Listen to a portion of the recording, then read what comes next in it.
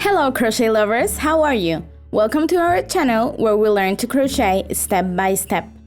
Today we'll learn to make a stitch that's well deserving of its Spanish name. It's called Punto Maravilloso, but in English we call it APACHE or APACHE Tears stitch.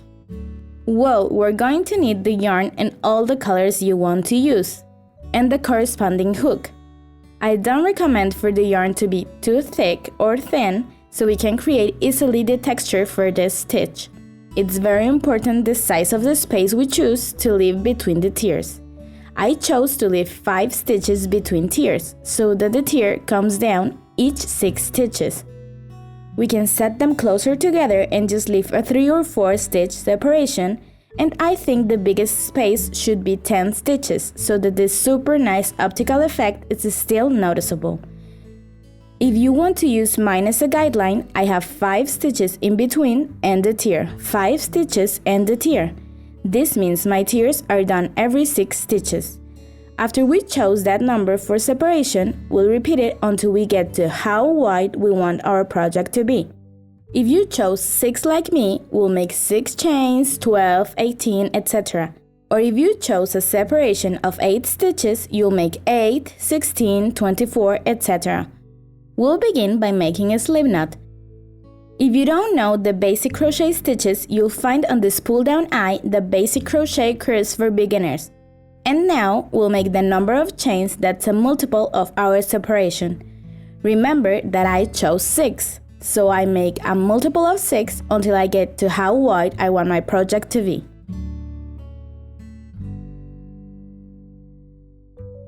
Perfect, for this sample I'll make just 24 chains, which is 4 times 6, so that means I'll get 4 tiers in here, but you do as many as you need, it doesn't matter. We'll all make 1 extra chain after the multiple of our separation. Now, in the second chain from the hook, we'll make 1 single crochet. And then we'll keep making 1 single crochet in each available chain until we get to the other side. For this stitch, all the rows go in the same direction, so we'll always cut the yarn when we're done with the row. Now, we insert the hook in the first available stitch from the other side, and we'll begin on the right end again. With this new color, we make 1 chain, 1 single crochet in the same hole,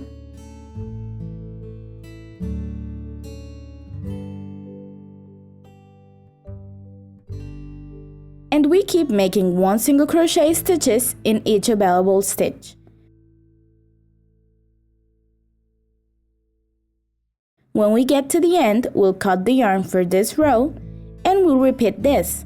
We'll make a 3rd row with only single crochet stitches. In the 4th row, we'll begin making the tiers.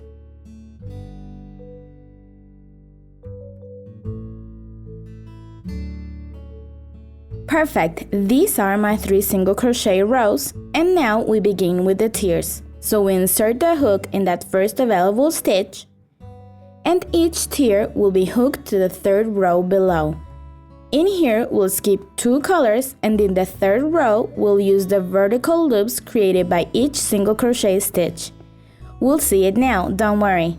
We yarn over twice because we'll make a triple crochet, and then we go to that vertical loop 3 rows below, the one I mentioned before, and we make there the triple crochet. I'll show you the loops in the pink row because they are a bit more visible in the video. In any of the 2 we can separate, that's where we'll insert the hook. Here we yarn over, there we have the 4 loops for a triple crochet, and now we make it.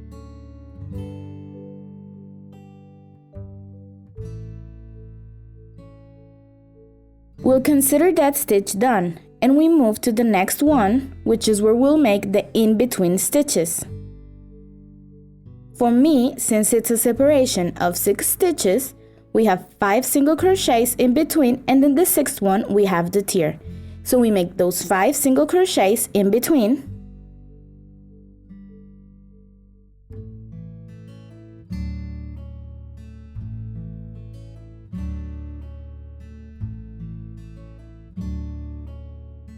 And then in the sixth one, we come down with the tier again.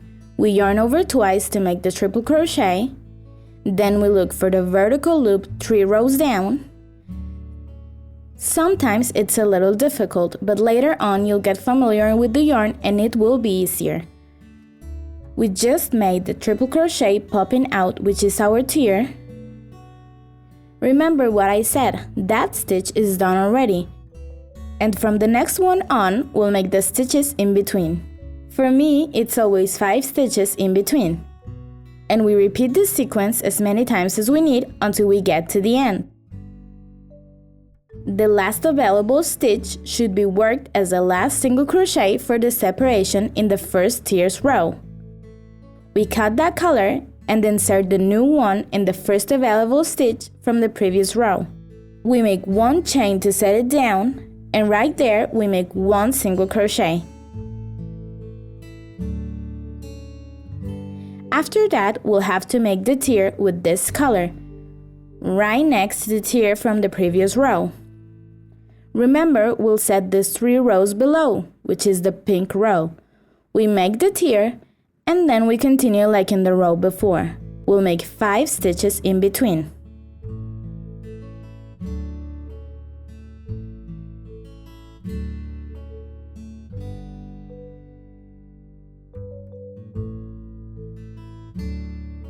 In the 6th stitch, we have to make the tier again. So we yarn over twice.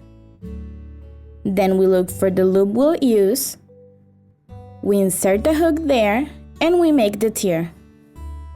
We'll keep repeating this until we get to the other side.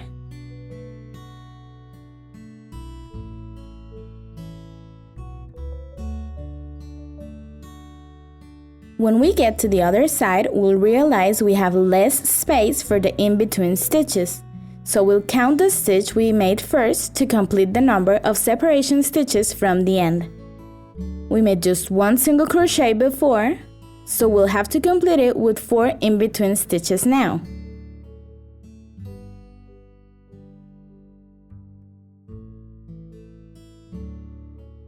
And that's it, we'll just have to keep repeating. I think it's pretty clear, but I'll explain it for 1 more row.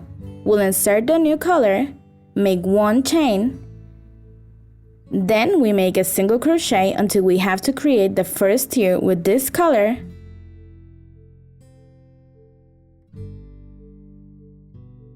Now we make the tier 3 rows below.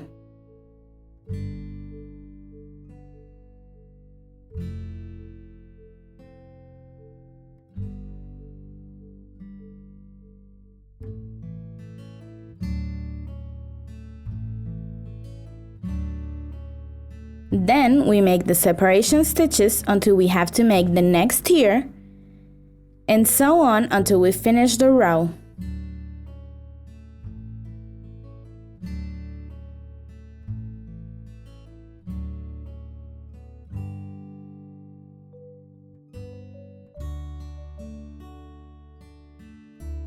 Remember that at the end we'll complete the separation stitches with the ones we made in the beginning. For example, in this row I made 2 stitches first, so here we'll just make 3 single crochet stitches. And we keep making more and more rows until we have the desired height for our project.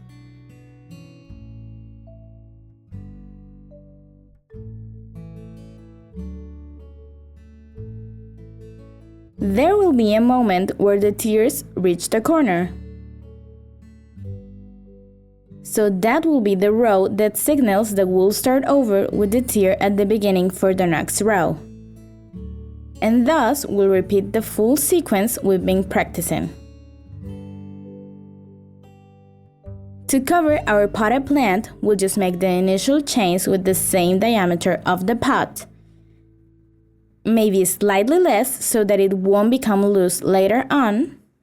And that's it, we make the stitches we saw in the tutorial as high as they have to be. And when this is ready, we check that the size is right, and we'll attach it with slip stitches. So we work on the opposite side, and we'll begin attaching it together with slip stitches.